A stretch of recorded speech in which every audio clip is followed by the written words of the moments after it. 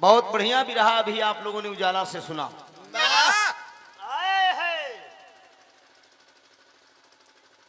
कामदेव रति की उत्पत्ति। बाहर कामदेव, कामदेव को भगवान भोलेनाथ भस्म कर दिए।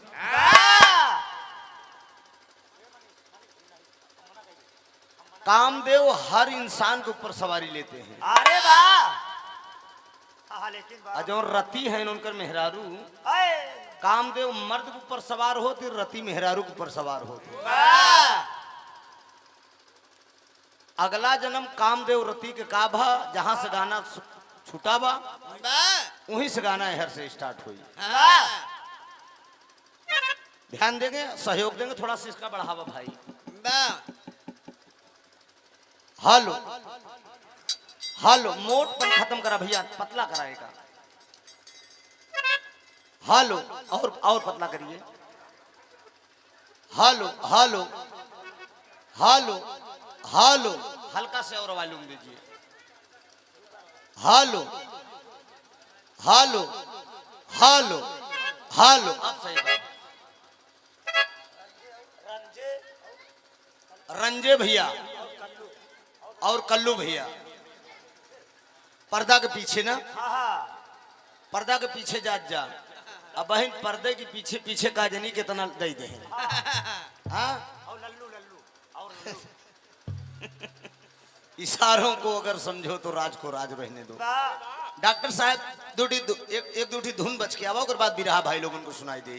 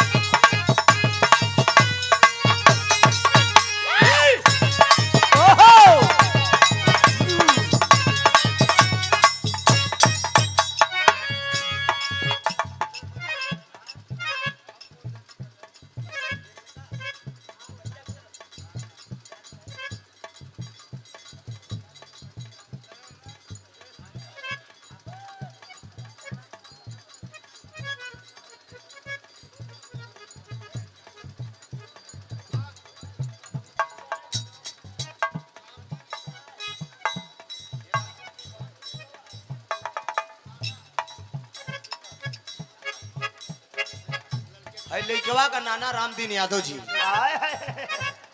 अरे वाह। 101 रुपया दुल्हा का बाप, पिताजी का है, दुल्हा का बाप है ना। अच्छा, तो वह 100 रुपया लेके आई है। वाह। अच्छा, ये लड़कवा दे दे 100 रुपया। आप कितना देबे? 1000।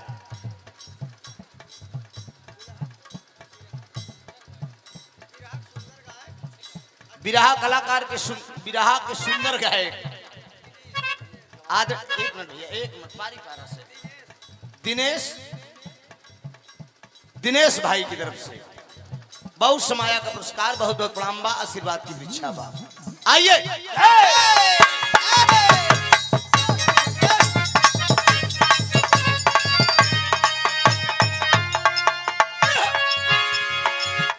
Hello hello. गर्मी का महीना में कौनो दुल्हन अपने दुल्हा से कहत ओकर मर्दवा सुहाग रात में बड़ा डींग डांग मारत बा। मेहरारू से कहा, जानू हम 10 लाख राम दयाल के दे है, 11,000 प्रभु दयाल के दे है, और कितना तो 10-20 लाख हमके उस मंगाई न गए। मेहरारू कहा, यहाँ वो फूल के गरगज के ममड़िया बल से धू मिल गया मालदार। और करे बात कहा, नौकर चाकर ढेर लगा है, तो है कुछ करे कि न बने, खानो बनवे वाली बा, पूछो लगावे वाली बा, झड़गो लगावे वाली बा, कोनो दिक्कत बा? मार हौकत रहे। वही दुल्हनिया कहा, सुना बड़ा फेकत है। आहो हम बोले जावा करा ये बड़ा फेकत है। बोले सुना फेकत तो बहुत है, लेकिन तुहार पूरी औकात हम आजमाइलिन। मेहरारू तुरंत ही मन सेधु का औकात नापत है का हाँ, सुना हमार बात। टप टप चुआ टप सीनवा अलग से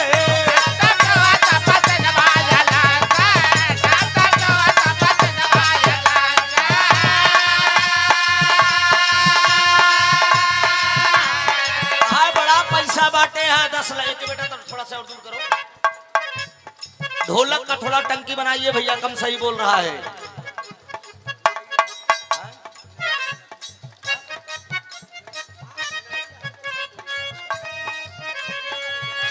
ठीक है बाबू, रहने दीजिए आप।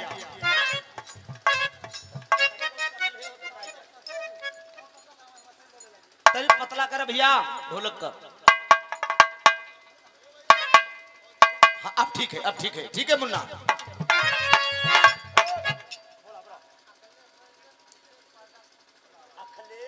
अखिलेश संजय पर्दा के पीछे, रंजे पर्दा के पीछे 200 रुपया मिल लीजिए।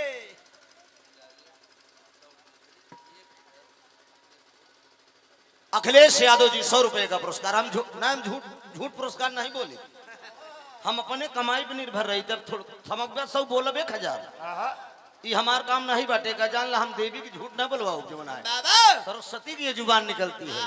हम होमा के डिंग डांग वाला कबैया नहीं, जितना मिली उतने बोलब, चाहे देहा चाहे ना देहा।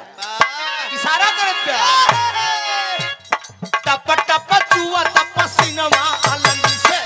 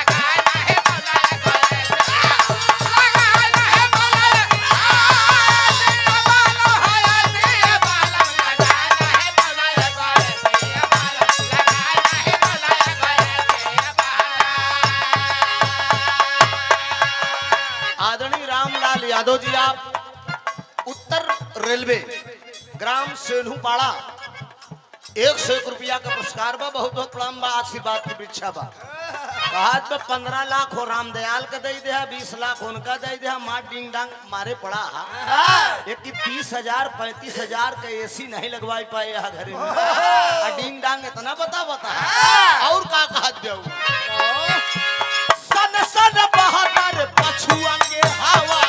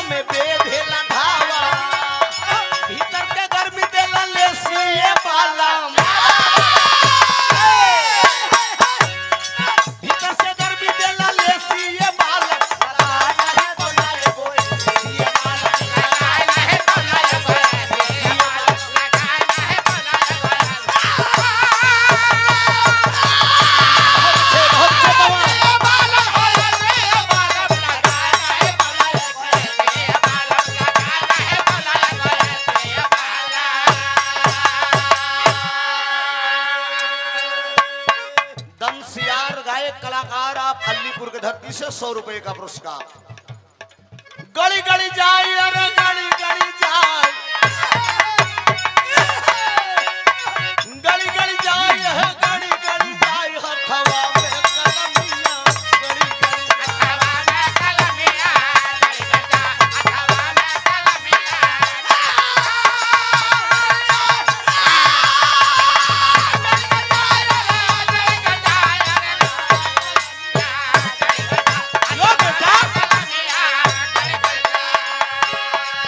बहुत अच्छे बज रहे हो पवन, इसी ढंग से बजो लाल, क्या बात है।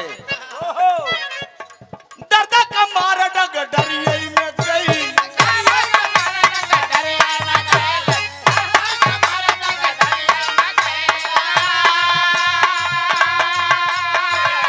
आदरणीय अखिलेश यादव जी जेसीबी वाले 100 रुपए का पुरस्कार, बहुत बहुत प्रणाम, सकल पंच को मेरा नमन है बाबूजी।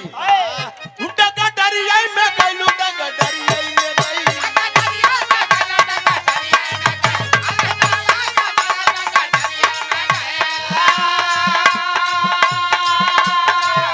डॉक्टर से नजरिया लड़ लड़ जाए,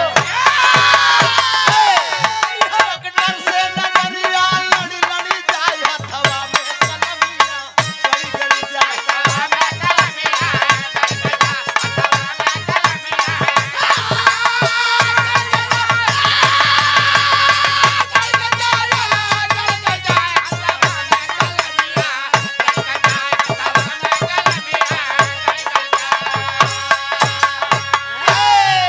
हमरे भैया अखिलेश जेसीबी वाले आए 101 रुपए का पुरस्कार हाँ ठीक बात। हमें मिला है और 101 रुपए का पुरस्कार उजाला जी को मिला है। अरे वाह क्या इस बात। किस्मत के करके बिना बिना गाए पैसा मिले। हाँ, नारियों का सम्मान करना चाहिए, ये बहुत अच्छी बात है। आप उन्हें पुरस्कार दिया, हाँ। वैसे वो इतना दे दे है को माला माल हो गए। अब कुछ यारो धीरे धीरे सरकायदा आपका भाई खड़ा बाटे, बहुत बहुत प्रणाम। खैर कोनो बात ना बुझला, हमका कोनो पता नहीं। हाँ, रुको रुको रुको डॉक्टर साहब।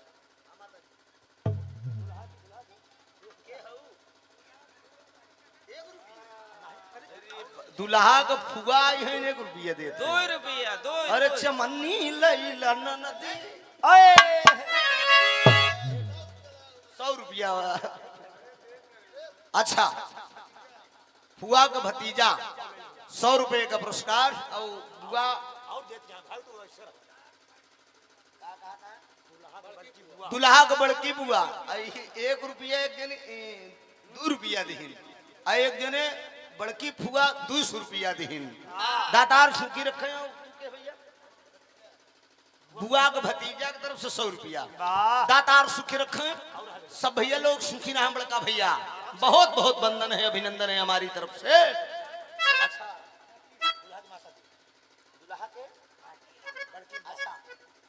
आज इस दूल्हे राजा जी के बड़ी मम्मी की तरफ से 200 रुपया का पुरस्कार, सोहर सोहर हो जाए 200 रुपया। अच्छा, तो दूल्हा का मेन माई कहाँ है? आए तो बड़की माई है। अब तो बड़की माई चाची है, बुआ हरनावत है। आए हाथी घूमे गांव गांव, जेकर हाथी वही के नाम।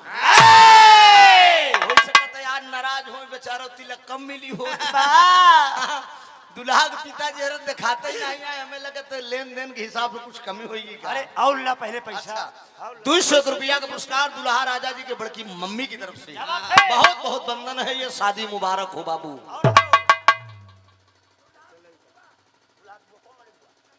दुल्हा का कई बुआ है? पांठी कमलेश का माता है इन्हें। दुल्हा राजा के बुआ जी 2 बुआ आ चुके। 200 रुपया का पुरस्कार दाता है। 3 जने बाकी हैं, चाची हरन बाकी हैं, मौसी हरन बाकी हैं, मामी हरन बाकी हैं। अब मेन तो जो है दुल्हा का मम्मी ने भी बाकी है। 200 रुपया का पुरस्कार दातार सुखी रखने। अरे दर्द का मारा डग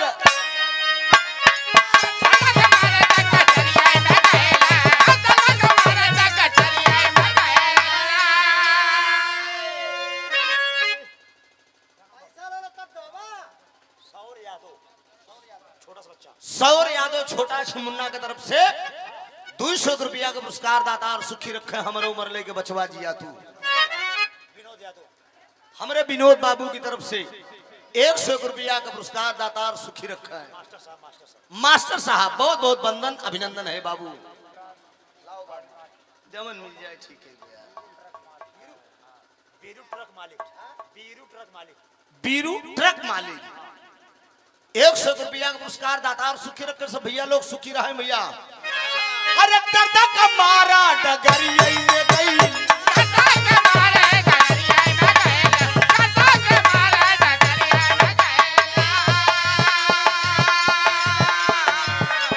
डगरिया में गईलू, डगरिया में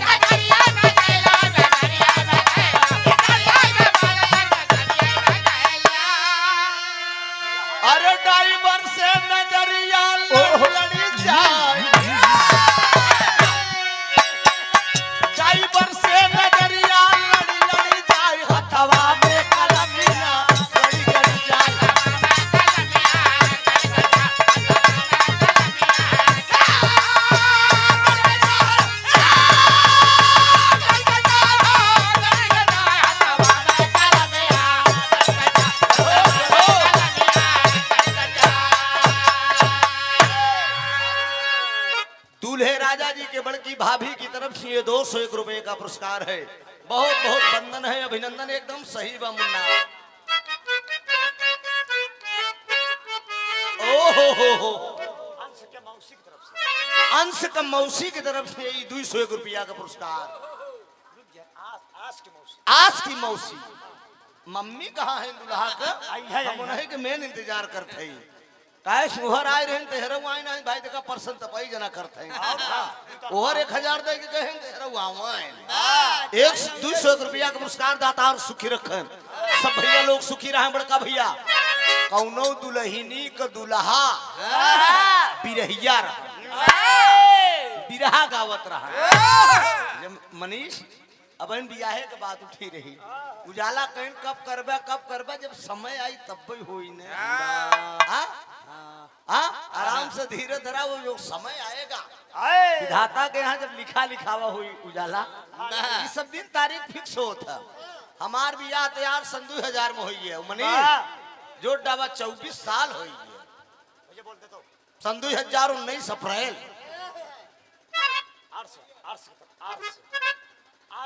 अर्श की तरफ से 10 रुपया का पुरस्कार। भगवती कल्याण करें, बहुत बहुत प्रणाम हो। उजाला का उजाला ला 10 रुपया हमका, 100 रुपया उजाला का ना 100 यादव की तरफ से। दातार कौन बात नहीं बा। दातार सुन के जेके जवन पब्लिक है ये जिसको देना चाहिए दे, मुझसे क्या लेना। दातार सुखी रखे, सब भैया लोग सुखी रहा है। बियाह भय लड़की वा घरे के कहा तो सैया का करती कहा तो सुना दीदी बड़ी बड़ी यार दुख बकहे का भा बताओ। अरे सैया गवैया मिलल, अरे सैया गवैया मिलल कारे रोमांस आधी रतिया कारे लगा।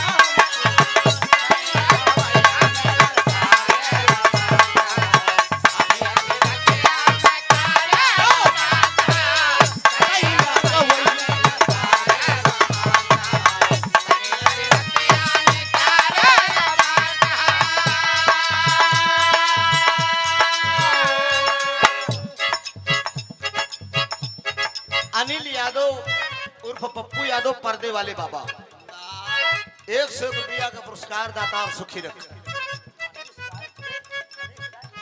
गायक कलाकार मनीष यादव कमलेश की माता की तरफ से 200 रुपया का पुरस्कार।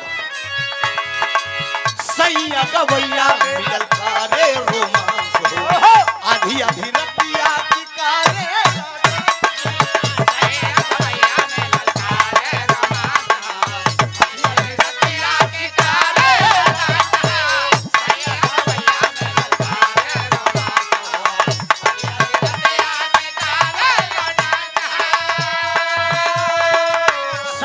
गवैया मिलल कारे रोमांस हो आधी आधी रतिया की कारे डांस हो।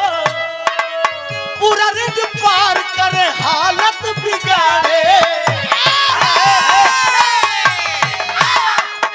पूरा रिज पार करे हालत बिगाड़े। बाजा के हारमोनिया बाजा के हारमोनिया न दुनिया उतार।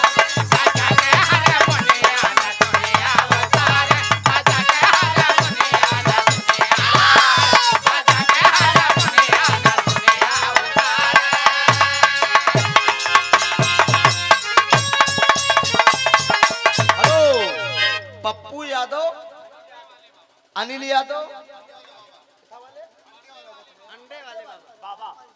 पर्दे वाले बाबा, अंडे वाले, रुका यार, पर्दे वाले बाबा 100। लल्लू यादव को बाबा बुलाओ थे। बाबा जी लल्लू यादव को बुलाओ थे भैया, जहाँ कहीं हो आप पर्दे के पीछे।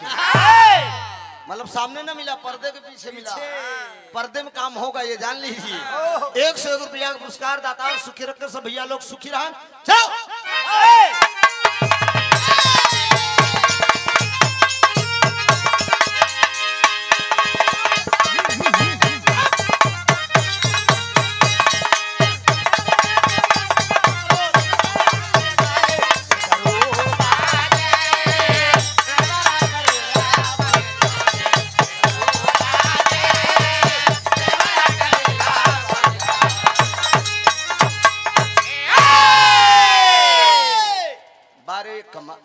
पवन बहुत सुंदर। ये हमारे आकाश ढोलक मास्टर के चेला आया।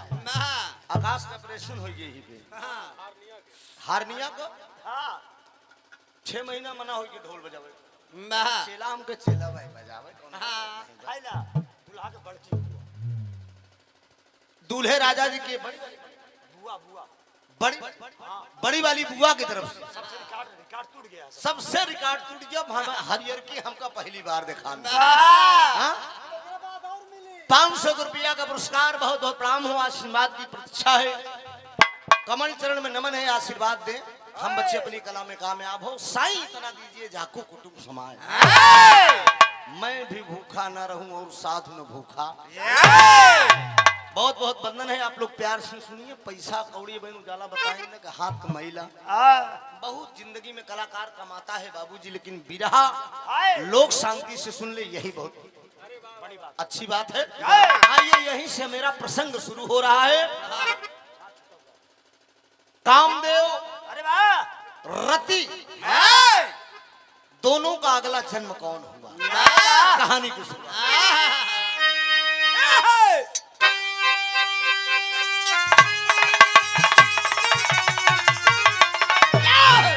तो नर्मदा मन में किया विचार।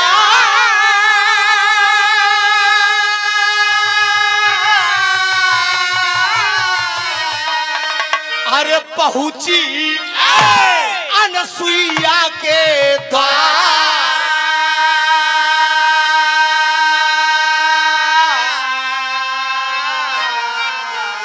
अरे माई अनसुईया से कहे लगी मुस्कान।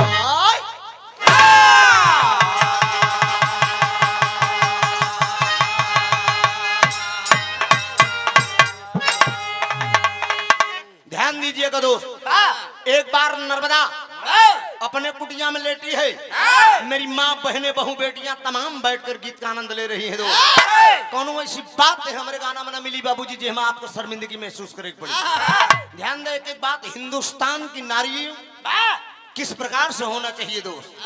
ये गाना में हम सिद्ध करके दे कह के जाप हमारी आपकी धार्मिक पुस्तकें कितनी अच्छी है। गाना का मतलब कुछ नसीहत हो चाहिए दोस्त। नर्मदा अपने कुटिया में लेटी बा। मन में विचार किया कि दुनिया मरे के बाद स्वर्ग जात है। मरे के बाद स्वर्ग गए से कोनो मतलब निकले वाला नहीं बा। जब तक हम जीते जिंदगी स्वर्ग न जाए। पहुंच गई अनसुईया के दरवाजे पे बाबूजी। कव्वाली का भाव दिया गया। ये कव्वाली एक मिनट, ये कव्वाली हमारे अखाड़ा के विद्वान कलाकार आज स्वर्ग चले गए। हाँ भैया, स्वर्गीय हफीज चंचल जी गावत रहे। थोड़ा से भैया आयोजक साहब उजाला जी के मंच पे आप चाय पिला दीजिए।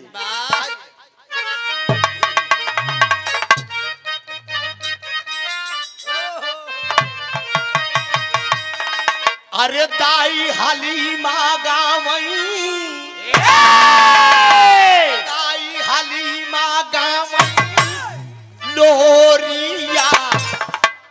अरे दाई हलीमा गावई लोरिया।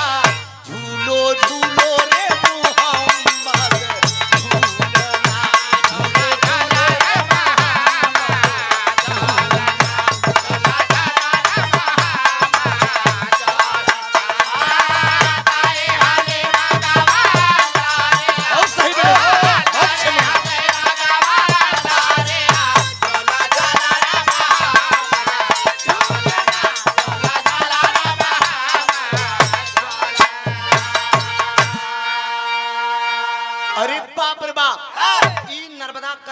बाबूजी। अरे माई अनुसुईया जी के, अरे माई अनुसुईया जी के आंगना, माई अनुसुईया जी के आंगना आई आई है बेचारे लेके कामना। आई आई है बेचारे लेके कामना। आई आई है बेचारे लेके कामना।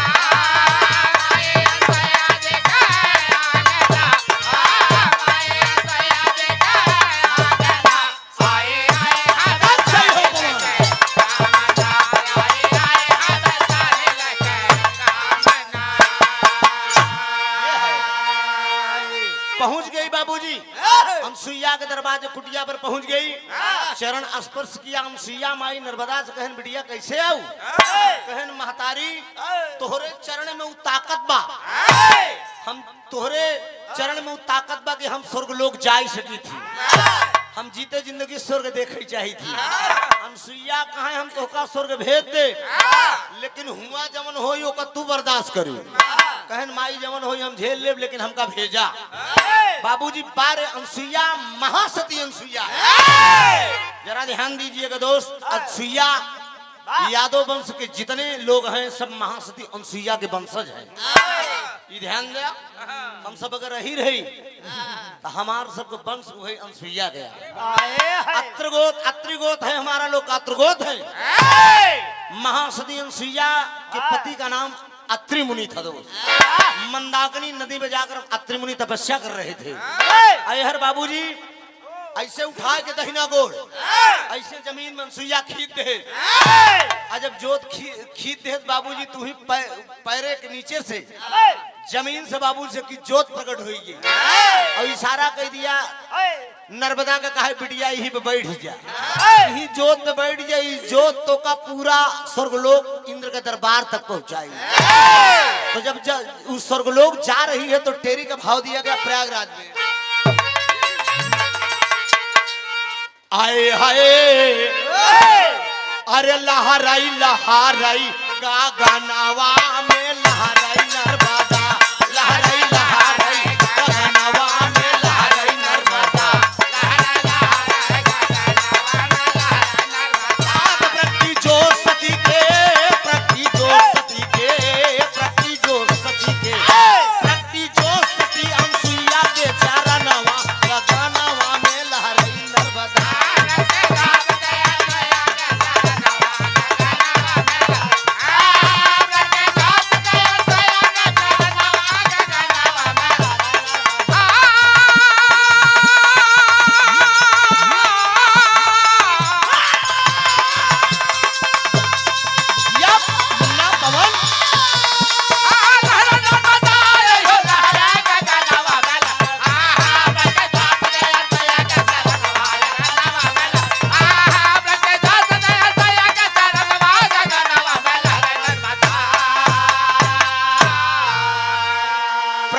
जोत सती अनसुईया के चरणवा गगनवा में लहराई नर्मदा। अनसुईया के कमल चरण से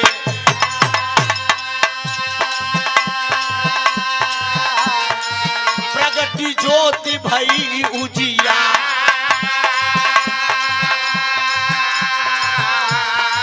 चली नर्मदा स्वर्ग लोक के,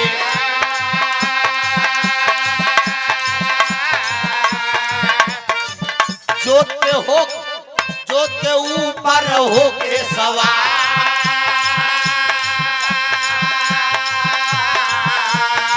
पहुंच गई है स्वर्ग लोक में।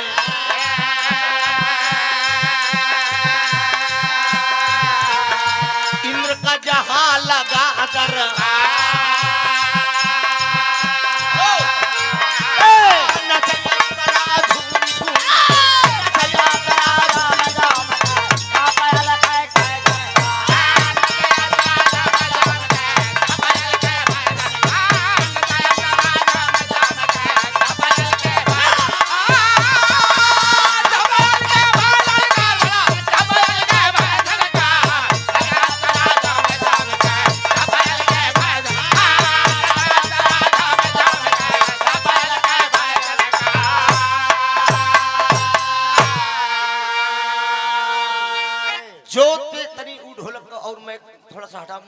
ज्यादा कड़कड़ा दिया जमन एकदम बाबूजी पहुंच गई स्वर्गलोक में। और जब स्वर्गलोक में चल दिया तो भगवान इंद्र का दरबार लगा हुआ है।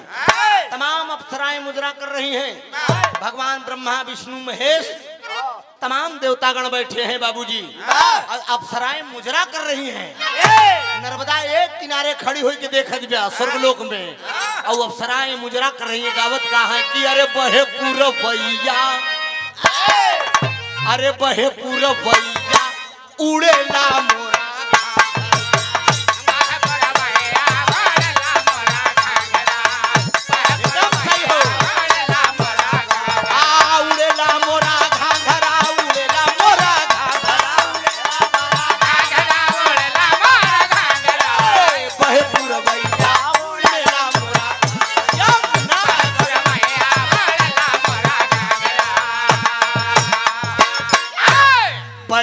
पवनवा मदनवा जगाए बैर पवनवा मदनवा जगावे बैर पवनवा मदनवा जगाए बही बही जाला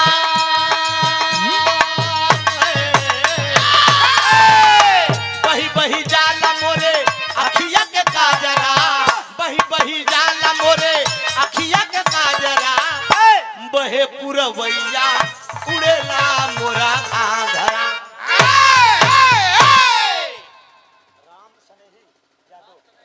राम स्नेही यादव जी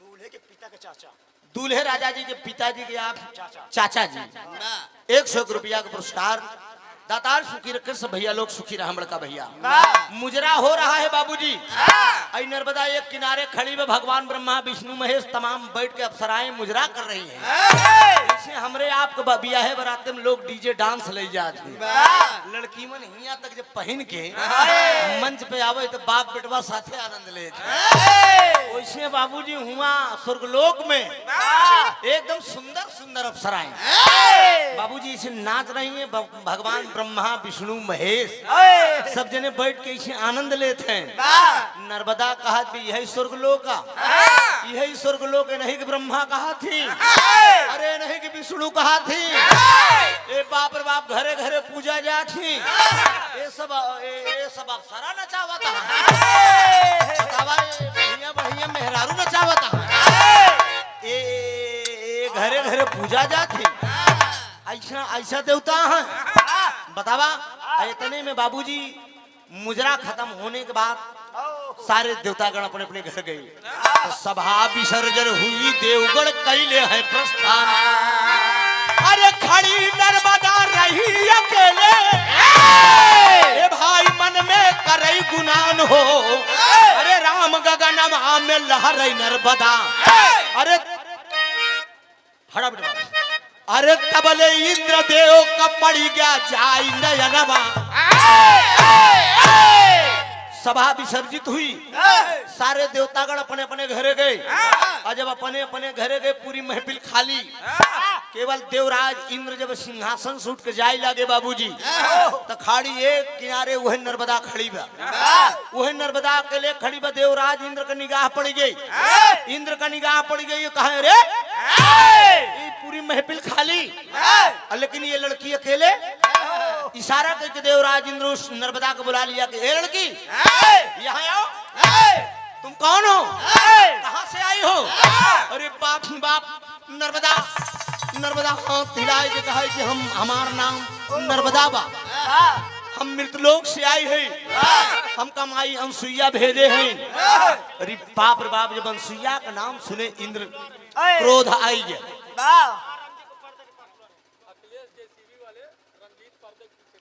अखिलेश जेसीबी वाले रंजीत पर्दे के पीछे आई रंजे के भेजे कि अखिलेश के रंजे जाए ना रंजे पर्दा के पीछे जा अखिलेश से मिला जेसीबी वाले से देखा कहूँ खोदे खादे खोए 100 रुपया का पुरस्कार दातार सुखी रखा है ध्यान दे बाबूजी अनसुईया नर्मदा बतावे ला कहा माई अनसुईया हमका भेजे है अरे बाप रे बाप अनसुईया का जब नाम सुना इंद्र का क्रोध है अनसुईया क्या समझती है अपने आप को हमारे क्रोध में देवराज इंद्र करते क्या है राधे श्याम का भाव लगता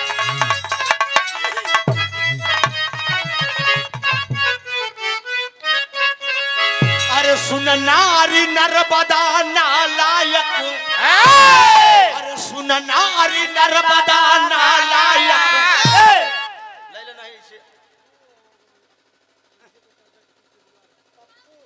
पप्पू रंजो के रंजो रंजे के पर्दा के पीछे बुलावत है पप्पू पर्दा के पीछे सरवा कार जावे अच्छा अच्छा पर्दा उठ जाएगा तो भेद खुल जाएगा आप समझ गए हो सके तो हो सके हमार बियादरी हमें बड़ा माहिर है मास्टर हमार बियादरी हमें बड़ा माहिर अगर तनिक लग गई ना तो पाई जाए अरे का करे ना है तो लोन पे अगर कहूँ हेलीकॉप्टर मिले तो ना वो खरीद लेते हाँ हमार बियादरी आहिर के उस दवाई वाले थोड़ी क्यों है तनिक लग गई ना। अरे चखना लाओ। 100 रुपया कहना है बाबू। अरे सुन नारी नर्मदा नालायक, सुन नारी नर्मदा नालायक, विधि का ना कुछ सम्मान किया और इस तन में इंद्रासन आकर, इस तन में इंद्रासन आकर तुम देवों का अपमान किया। इस तन में इंद्रासन आकर तुम हाथ क्यों पकड़ते हो यार? पैसा दो या मत दो।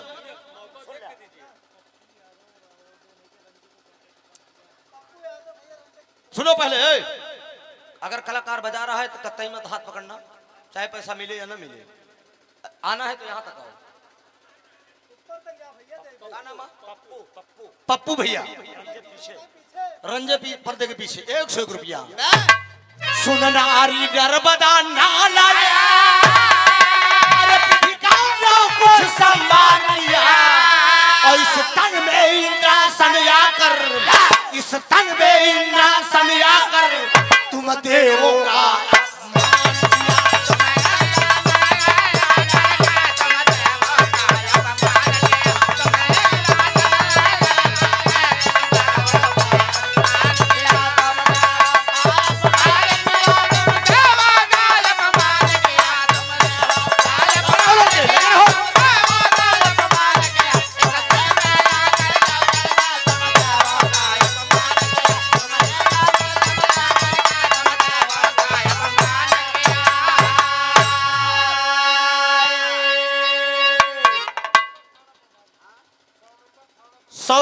थाना प्रभारी आदरणीय रविंद्र यादव जी के कर कमलों द्वारा 101 रुपए का आशीर्वाद आया है। क्या बात है? बहुत बहुत वंदन है, अभिनंदन है।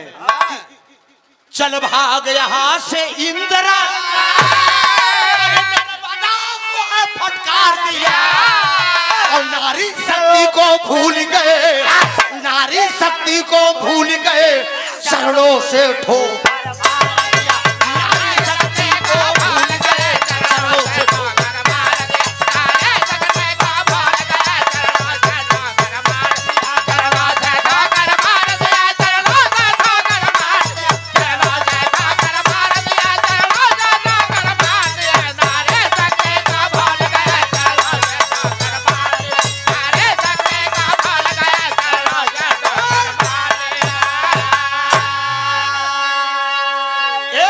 खींच के मारा।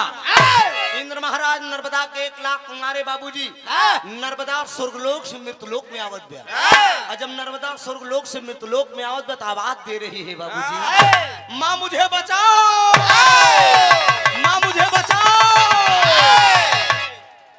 अनसुईया समझ गई, ज्यादा भड़बड़ावा ना कर बेटवा, गाना हमार फरछाई देवा कर, समझे? संजय यादव कायदे से बतावा करा यार। 100 संजय यादव जी 100 नंबर पप्पू को गाड़ी में बुला 101 रुपया। बहुत बहुत वंदन।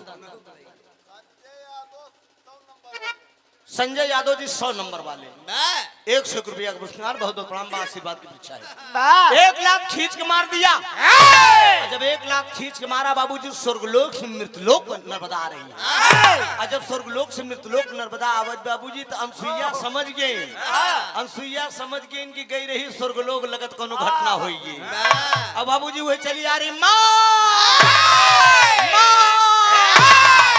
मुझे बचाओ। अनसुईया समझ गई, आजा बिटिया आजा, ऐसे बाबूजी घूम फैलाई दे। अनसुईया माँ आचर फैला दे, आजा बिटिया आजा। माँ की गोद सदियों बेटी के लिए खाली दे। नर्मदा बाबूजी रोने लगी। नर्मदा रोने लगी, कहा माँ वहाँ नारियों की कीमत नहीं होती है। तर्ज का लाइन है डॉक्टर।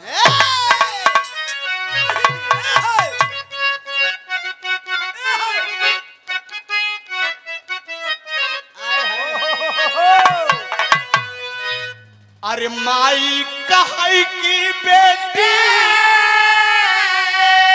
अरे नियरे पिया बई हो, मई कहीं की बड़ी दूर है बेटी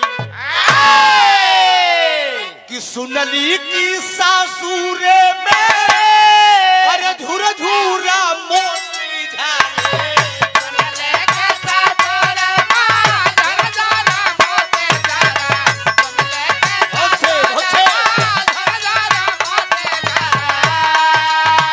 मोरा लेख से तू आसा बनवाए माई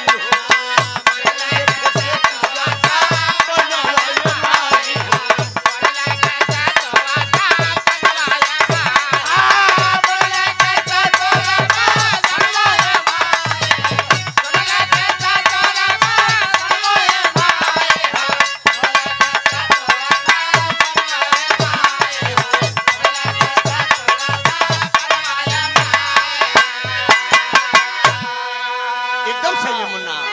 लेकिन बाबूजी अब बढ़िया बजावा, अब तबीयत खुश करता है ए बाबूजी नहीं तनी कंजूसई करे जागा।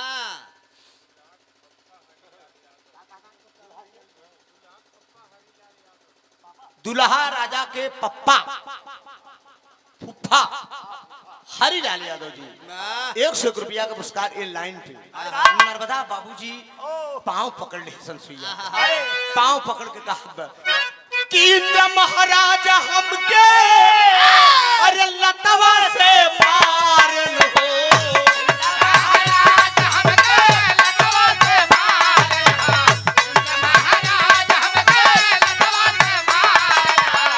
भारी मोर भारी मोर भारी मोर कैले या पामान ये जाना भारी मोर कैले या पामान ये जाना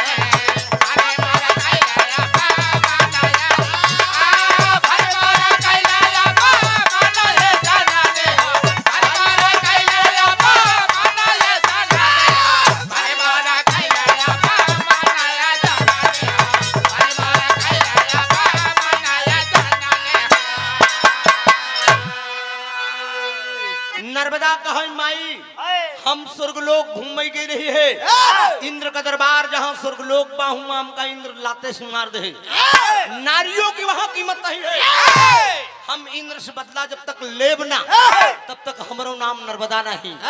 अरे अनसुईया माई कहने बिटिया इंद्र से तू बदला ना ले बबू पगली परेशान ना हो कहे माई का करे परी कहे अगर इंद्र से बदला लेगी बा जरा ध्यान दीजिएगा बाबूजी कहानी यहीं से मोड़ ले रही है। कहा इंद्र से बदला तबई ले बबू कि पहले इंद्र से बदला ले बदे तो का बियाह करे के पड़ी कहे बियाह करे के पड़ी कहे ना हाँ माई हाँ तो का बियाह करे के पड़ी और बाबूजी कहे माई भलाओ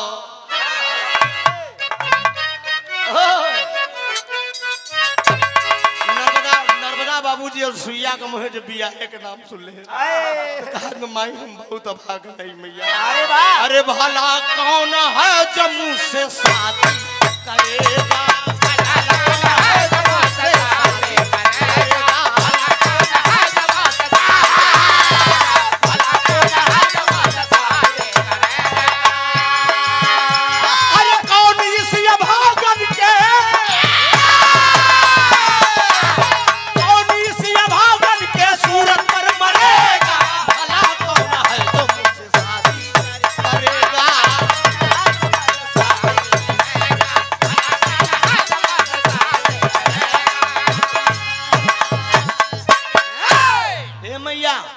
हमसे के बियाह करी हमसे के बियाह करी और सुइया माई कहे पगली तुसे तो अच्छे अच्छे बियाह करी जेका तैने समझत होबे उ बियाह तो से करी।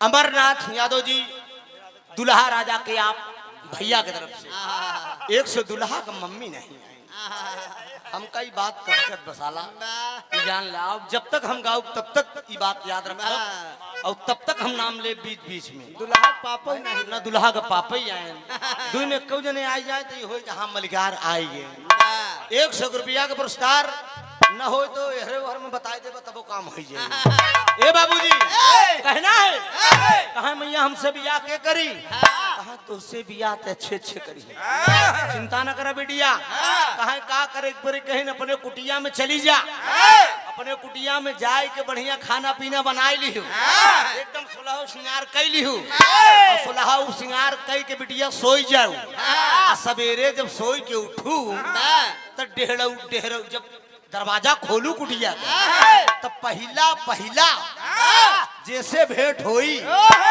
समझ लो वही तोहार मन सीधू अरे कहन माई नर्मदा कहा जन सुइया से कहूं लोखरी कुकुर सियार गधारन से भेंट न कहा लोखरी कुकुर सियार से भेंट न हो जा कहा ना ना ना ना ना ना ना लोखरी कुकुर सियार से भेंट न होई ये मिली अच्छा मिली भगवान का नाम ले के जा खाना बनाए आराम से सोवा अभी नर्मदा चली आए खाना पीना बने सिंगार पटार करे बाबूजी बढ़िया मने में सोचे तो ये भगवान राम जाने हमार दुल्हा कैसे हैं हर लड़की के दिल में ये बात हो तो बाबूजी कोनो कोनो तो ऐसी लड़कियां हैं कि अपने मातारी बाप से खुले आम कह देते कि हम फलनवे लड़कियों से बियाह करब जान ले हाँ तो माई बाप मजबूर हो जाते लेकिन कोनो कोनो बेचारी ने इतना अपने मातारी बाप को पर्दा रखा थी कोनो कोनो लड़कियां हद क्रास नहीं जाती लेकिन आज भी कलयुग में कोई कोई बच्चे ऐसे हैं कि अपने माँ बाप से बराबर बात नहीं करते बाबू मेरे माँ बाप मेरे हम दूसरे का कहा बताए हमरे की चाचा के बेटवा हमरे के चाचा के बेटवा यही अब साल भर पहले फौजी जवान हुआ पुलिस की नौकरी पाया यही आजमगढ़ थाने में आजमगढ़ जिला में फूलपुर थाने में कार्यरत है सोनू यादव बियाहे के बाद आए हमरे जवन हमरे सोनू को पसंद आवे वो हमरे चाचा मना कह दे लेकिन हमरे चाचा के सम्मान में दाग नहीं लगे दिया पापा जहाँ करे वही भैया हमका मंजूर है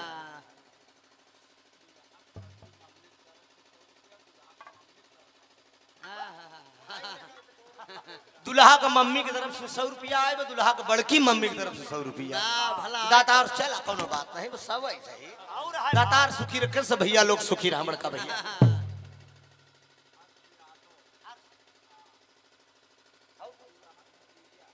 दूल्हे राजा जी के भतीजा अर्श यादव जी की तरफ से 100 रुपया बहुत बहुत बंधन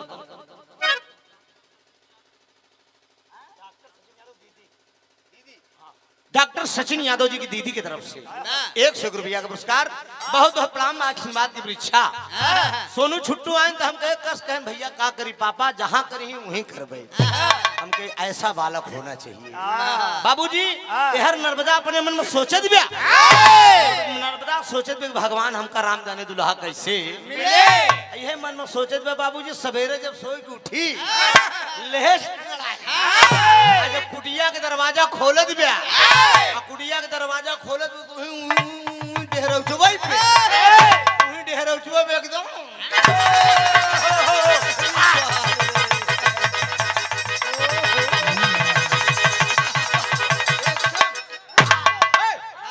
एकदम नहीं ज्यादा ज्यादा बाबूजी यार एकदम ऐसा उठा गोइठा नर्मदा बाबूजी एकदम पेवर कोट चुअत बाबूजी एकदम इतने में नर्मदा लगी सोहरा हुआ लगी सोहरा हुआ भैया जब लगी सोहरा हुई ना तो जब मेहरारू का हाथ लगा तो कोढ़िया का बढ़ी सुसुरा कोढ़िया का बढ़ी सुसुराहट और कोढ़िया के जब सुसुराहट बड़ी जब उठा तो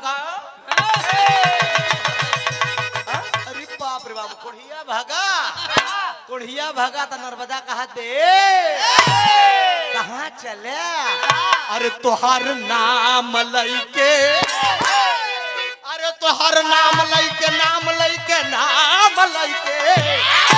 अरे तोहर नाम लइके छोड़ा है जमान तोहर नाम लइके छोड़ा है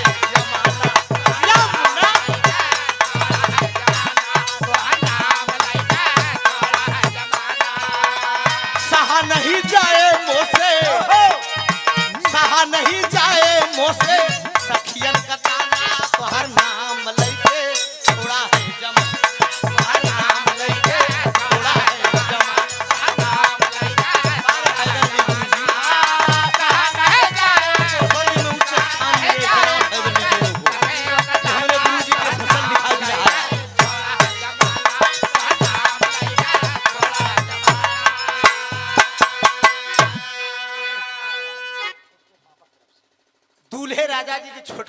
पापा के तरफ से वाह ई 500 रुपया के पुरस्कार आए गए दोस्त, बहुत बहुत बंधन बा। पापा नहीं जान ले। हाँ कौन बात नहीं बा, पापा हमें चाहे नहीं हमें और सब तो यहाँ देते यहाँ वहाँ में वो चिंता में पड़ा हुई है यार।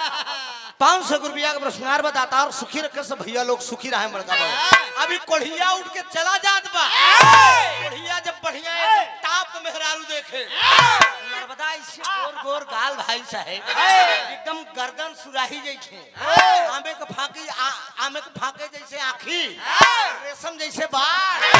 अब बाबूजी चली जाए तो कहा दे अखिया मिलाऊ कभी अखिया चुराऊ क्या तुमने किया जादू अखियां मिलाओ कभी अखियां चुराओ तुमने किया जाता। अखियां मिलाओ कभी अखियां चुराओ तुमने किया जाता। कभी घबराऊ कभी गले लग जाऊं मेरा दिल पे रही का बिना बिना सहना के ना बजे गंगा, बिना सहना के ना बजे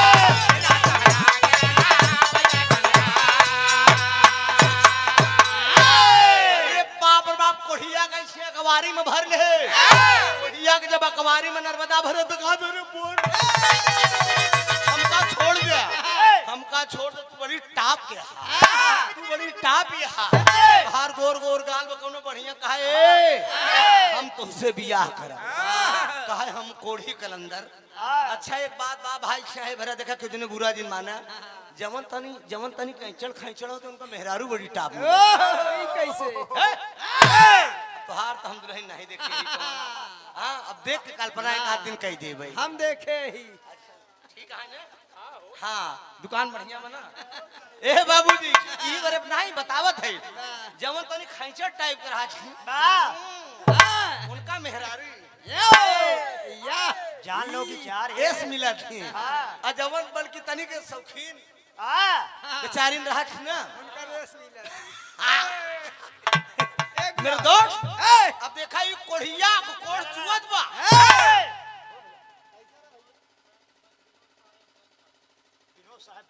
विनोद साहेब बैंक वाले 100 रुपया का पुरस्कार दाता और सुखी रखे कोढ़िया को कोढ़ चुवत बा नर्मदा सोहरावत बे लेकिन बाबूजी कहा तो हम हाथ जोड़ते हम तो से बियाह न कर कोढ़िया नर्मदा कहा तो बिना बियाह करे आज छोड़ब न तो का इतने में माई अनसुईया आई गे आज जब अनसुईया आई गे कहन कस बेटवा का होत बा कहन माई हमसे बियाह करे कहा तो कह रे पगला इतनी बढ़िया मेहरारू हां गोर गोर गाल बा हसद में तो गढ़वा पर याद बा कई कहे नहीं लेते कहन का माई तू अगुई फानू बाबूजी अनसुईया माई नहीं मानी कोढ़िया ध्यान दे कोढ़िया के उ नर्मदा को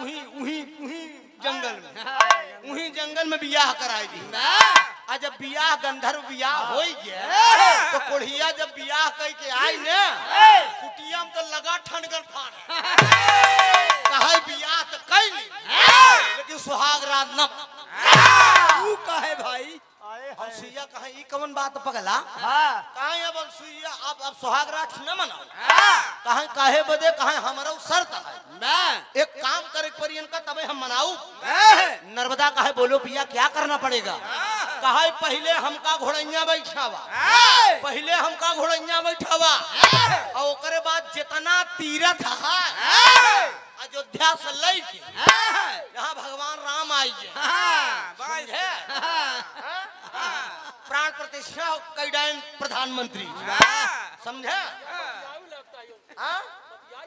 आप बतिया सकत राम साक्षात बोली ही अब की बोलो बालक क्या दुख है समझा अयोध्या से लेके अमरकंटक से लेके हर जगह जब तक हमका दर्शन न करो तब तक हम सुहाग रात ना बनाओ अरे बाप रे बाप नर्मदा का है बस ठीक है भैया अगर आपकी यही इच्छा है तो हम तुमके सारे तीर्थ के दर्शन कराऊ वो स्नान भी कराऊ कहाँ कहाँ लिया के नर्मदा चल रही है अपने कोढ़ीपति को एक मिनट कहा पहले कोढ़ ठीक हो तब दर्शन करावा हमको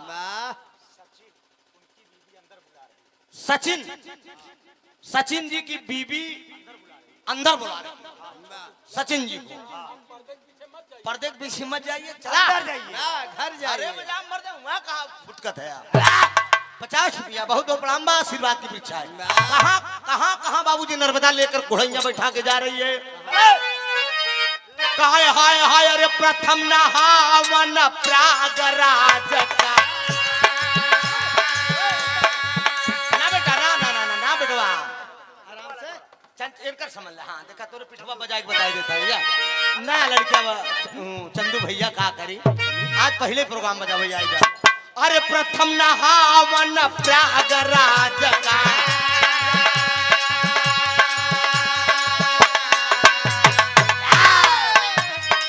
प्रथम नहावन प्रयागराज का।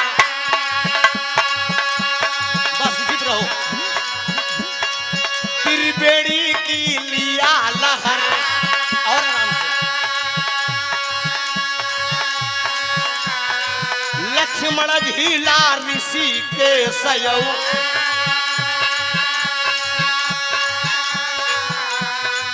अवधपुरी की धरे डगर।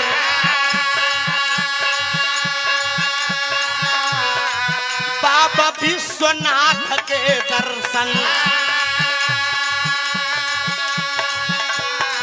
काशी में कीन्हा जाकर।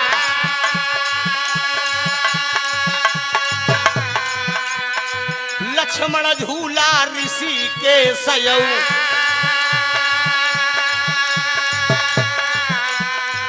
अवधपुरी की धरे डगर।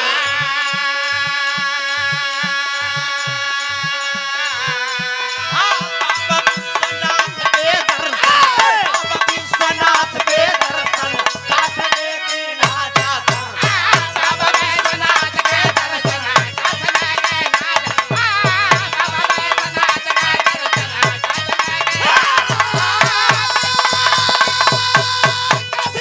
कीन्हा जाकर। काशी में कीन्हा जाकर। बाबा विश्वनाथ के दर्शन, काशी में कीन्हा जाकर।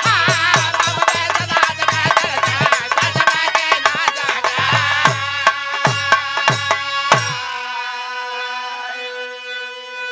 प्रथम नहावन प्रयागराज का त्रिवेणी की लिया लहर, लक्ष्मण झूला ऋषिकेश ये अवधपुरी की धरे डगर।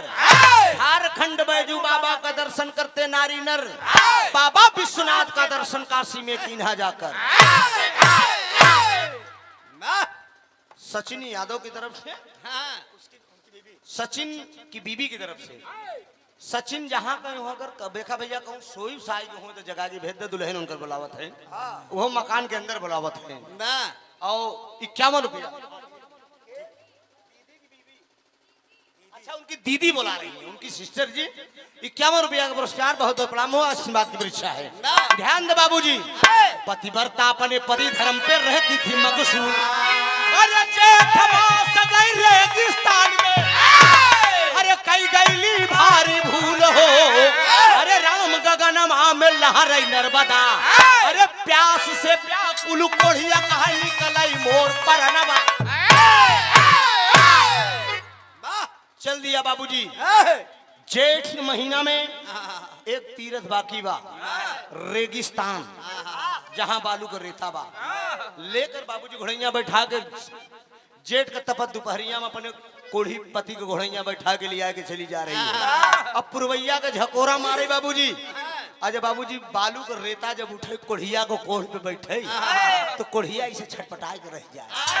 नर्मदा में मर जाऊंगा, नर्मदा में मर जाऊंगा। कहा हमरे रहते हुए मर जाबे। अरे हमरे रहते हुए तू मर जाबे, हमरे रहते हुए मर जाबे तो हम धिक्कार पावरे जिंदगी। हम दिन के दिन ही रहाई दे। हम जानते हैं केकर चलाइन है, हमार गुरु दिन के दिन करे यहाँ रात रात कह दे। हम तुम मर जाबे तब तक नहीं कहे नर्मदा हमारे प्यास लगी। गाना बड़ा करीब है, ध्यान दीजिएगा दोस्त आप सब। बाबूजी कहा नर्मदा प्यास लगी है, थोड़ा पानी पिला दो। कहा पानी पीबे, पानी पीबे पिया। कहा एक जगह बाबूजी सुरक्षित बैठाए रहे सबने दुल्हा का कोढ़ी मन से। तो कहा नर्मदा जब हम मर जाते तो कोनो बढ़िया लड़किया से बियाह कर लो। कहा पिया कैसी बात आप कर रहे हैं? अरे ये बियाह हुआ पिया कोनो वैसे कुहार के बर्तन है, एक नहीं एक बजाय के कैले उठाए ले। आप मेरे लिए मेरे पति है, मेरे भगवान है। कोढ़ी जरूर है लेकिन मेरी किस्मत में यही मंजूर था पिया, तो आप मेरे स्वामी है ना। हम दूसर बियाह हम करब। अरे पिया पहला काम हम मरे न देव तो का, आप बैठा हम तो का पानी की व्यवस्था करते। बाबूजी बारे नर्मदा मेरे हिंदुस्तान की नारी करती क्या है? पूजनिया आप दूल्हे राजा जी की पूजनिया माता की तरफ से 200 रुपया का पुरस्कार, बहुत बहुत वंदन अभिनंदन है। परिवार हरा भरा रहे। 14 फरवरी के बहू आवे, अब पतोह को पूरा बिटिया ऐसा प्यार दुलार दियो। बेटा जान लो वो महतारी बाप छोड़ के वो भी बिटिया आएगी तो बाबूजी ससुर को बाप समझिए और सास को महतारी समझिए। यही उम्मीद के साथ हर बाप अपने बिटिया के विदा करत है बाबूजी। धरती आसमान एक हुई जात है जो दिन बाप विदा करे। कितना कठोर बाप हो तो बाबूजी लेकिन फपक के जरूर रो देगा। जिंदगी में बिटिया का पाले पोसे एक दिन दूसरे का घरे भेज दे बाबूजी, मामूली बात है। कितना बड़ा करेजे पे पत्थर करना पड़ता है ये जान लीजिए। ध्यान दे आप कोढ़ी से बोल दिया कि पिया आप बढ़ जा, हम जाते तो कब पानी लेके आवे। अब बाबूजी लेकर कटोरा उठा के बालू के रेता में चली जात बे जमुना नदी के किनारे। नदी के किनारे बाबूजी पानी खोजे बरे जात बल। लेकिन एक मिनट डॉक्टर साहब, यहर तीनों देवियां तीनों देवता का मेहरारू ब्रह्मा विष्णु महेश, तीनों जने के मेहरारू पार्वती लक्ष्मी सरस्वती, तीनों जने रूप बदल के माया को कुटिया बनाई के अब बाबूजी मछरी घड़ा में पानी बड़ा बड़ा भर के और रूप बदल के बाबूजी तीनों जने पानी लेके बैठी हैं और नर्मदा पहुंचती है और क्या करती है?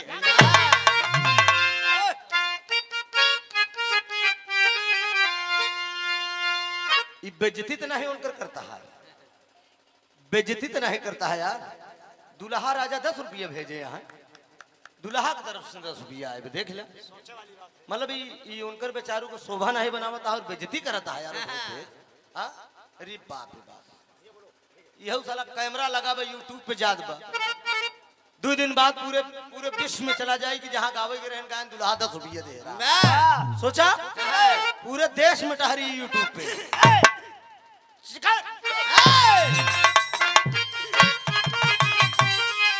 अरे गांव के गोरी चोरी चोरी,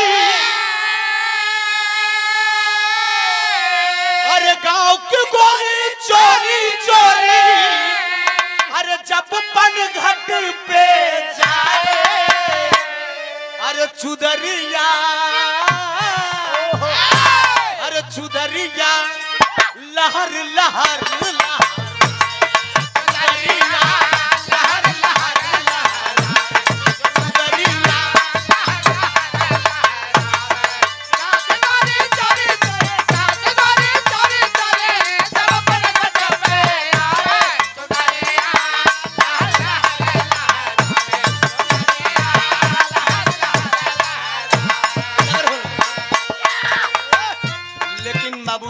मेरे हिंदुस्तान की नारी नर्मदा लेकर कटोरा बाबूजी जा रही है।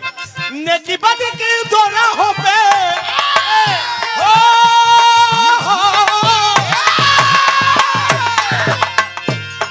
नेकी बदी की दोरा हो पे हर पड़ा है जिंदगानी कटोरा भर कर दे दो पानी, कटोरा भर कर दे दो पानी, कटोरा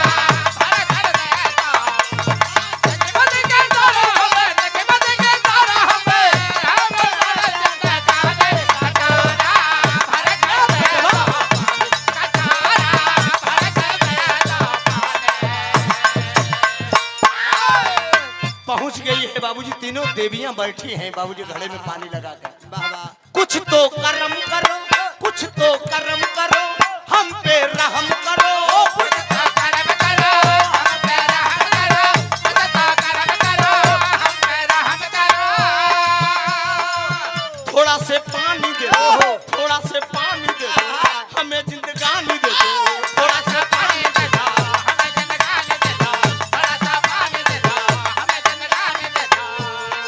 भूलू ना ऐसा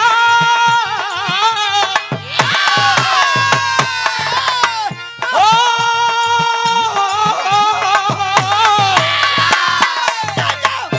अरे भूलू ना ऐसा तुम्हारा भूलू ना ऐसा तुम्हारा भूलू ना ऐसा तुम्हारा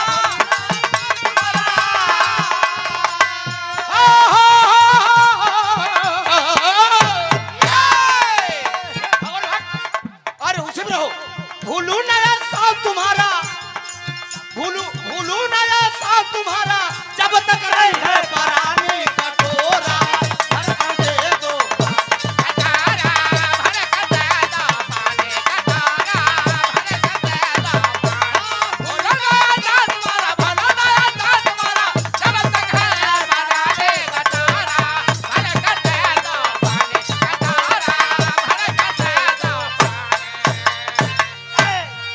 पानी 5 मिनट बस 5 मिनट के बाद हो जा रहा है बोल दिया बाबूजी भैया शांति बनावा तनी के थोड़ा से आवाज न हो भाई आयोजक साहब कहाँ है जरा आप हमारे पास आइए प्रोग्राम मालिक जिसने लिखाया है हमारे पास आइए हम बुला रहे हैं कौन लिखाया है मालिक कौन है हाँ?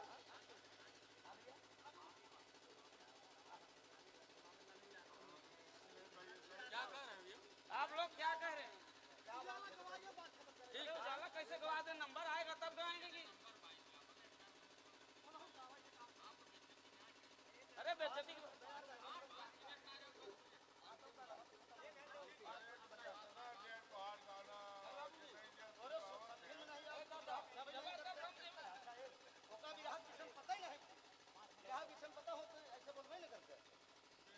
इतनी पब्लिक बैठ के गाना सुन रही है इतना आनंद आप आ गए मैं करते हैं ध्यान दे बाबूजी बोल दिया लेकर घड़ा नर्मदा पहुंच गई है क्या कहें ऐसा साला बुलाओ मालिक को पेमेंट दे हम निकली फिर घरे मालिक साहब कहाँ हैं भैया हमारे पास आवा जल्दी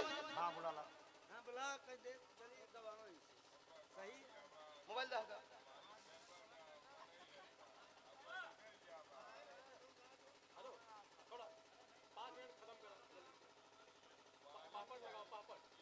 पापड़ का नंबर ही भैया गाना आप सबको अच्छा लगा तो ना हाथ उठावा आप सुन सब जरे देखा बिना अच्छा लगे सबका सुनता है गाई ना 5 मिनट कबार का नवा बच्चा डिस्टर्ब न करा भाई हमका कोनो मूड में आज है डिस्टर्ब न करा समझा अनाज मालिक कहाँ है भाई आए हमें पेमेंट दे हम चले घर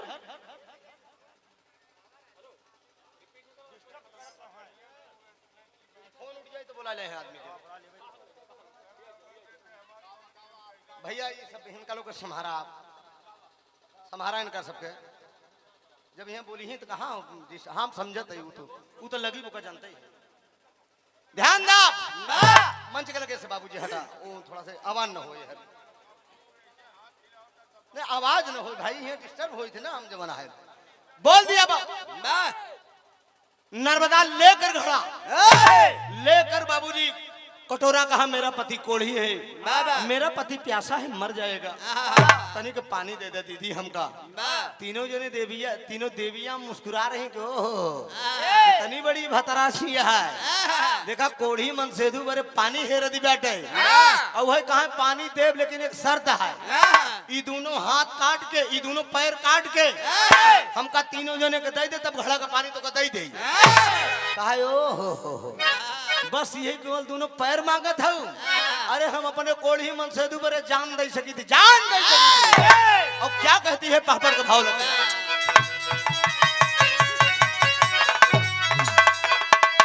यही गाना के बाद हमारा आखिरी बाटे अब उजाला जी गाई दी उसके बाद कार्यक्रम समाप्त हो जाएगी अब हम भी आप लोगों से विदा हो लेंगे दोस्त ठीक ना अरे का तुमो से मांगलू चरण पत के बदले में से मांगलू चरण पत के बदले में अरे सचमुच कहती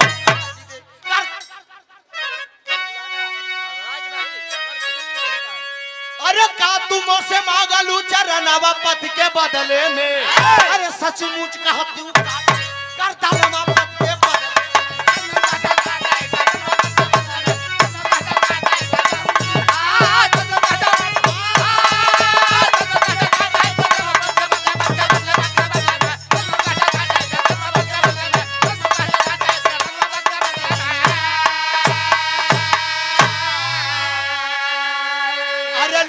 कटारी हाथ नर्मदा तनिक देर न लाई हो और काट का दूनो पैर अब देखा देवियन का देह थमाई हो। अरे देवता देखा अरे देवता देख चढ़ करके गगनवा पद के बदले में। अरे देवता देख चढ़ करके गगनवा पद के बदले में। अरे देव लोग से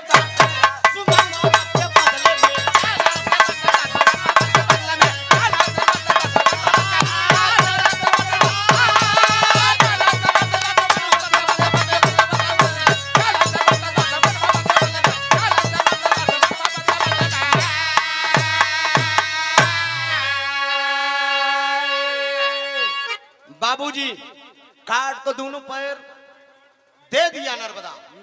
कहला पैर मांगा क्यों हम पैर दोनों दे देते आपके। पैर दोनों दे दिया बाबूजी और देने के बाद देवियां उठाए कि भाई आप सब न डिस्टर्ब हुआ। वो सब हमका लोग तमाम ऐसे मिलत रहा था। ये 35-36 साल से ये झेलत है। ध्यान दो बाबूजी घड़े का पानी उठाए के दे दिया। घड़े का पानी उठा के तीनों देविया दे दिया बार नर्मदा। और तीनों देविया घड़ा का पानी जब दे दिया दोनों पैर कट गया तो कहनी पानी ले जाए के अपने कोढ़ी पति की पियाई न पाई एक पतिव्रता नष्ट हो जाए। लेकिन नर्मदा इस बात को सिद्ध कर दिया दोस्त। घड़े का पानी ले जाकर अपने कोढ़ी पति को पिला दिया नर्मदा।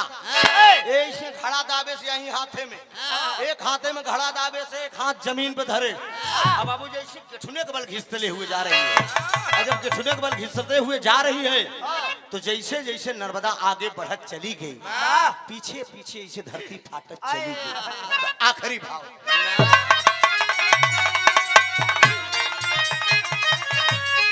अरे चौनी रहिया से चल लइके चौनी रहिया से चल लइके। अरे अब चली है सती। अरे धरती फाट गई बहल निकली नर्मदा नदी।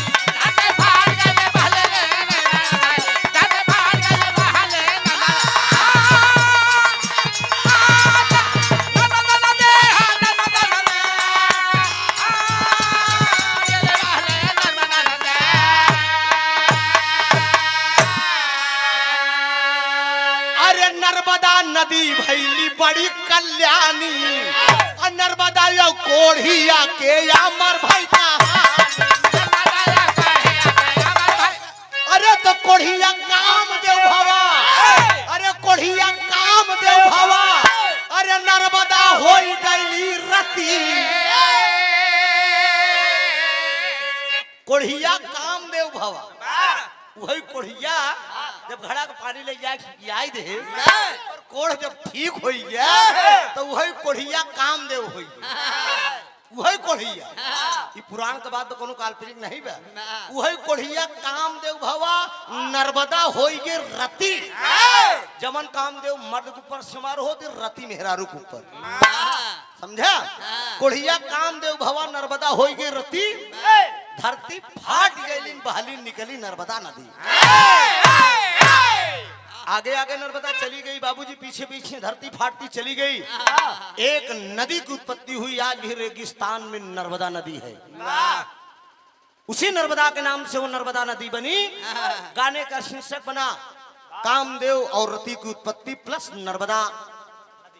सती के नाम पे नर्मदा नदी आज भी रेगिस्तान में बह रही है। हमारे गाने का शीर्षक था नर्मदा सती की कहानी। यहीं से विरहा मेरा आप खत्म हो रहा है।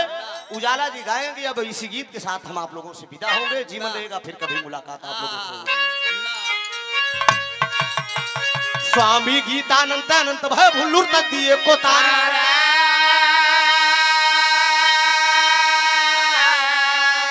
रामधार हैदर अली जुगनू गईले स्वर्ग।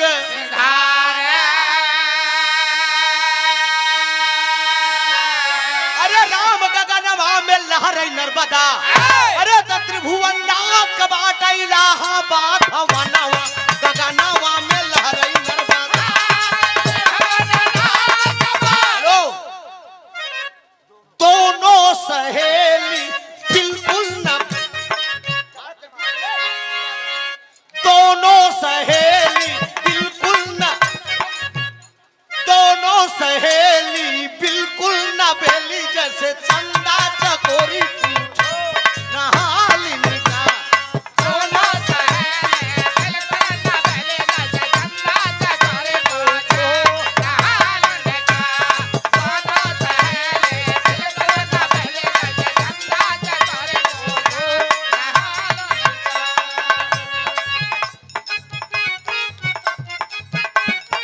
संदीप यादव फौजी जी की तरफ से अनमोल पुरस्कार नहीं भैया के सौजन से हम आई है बहुत बहुत प्रणाम आशीर्वाद दोनों सहेली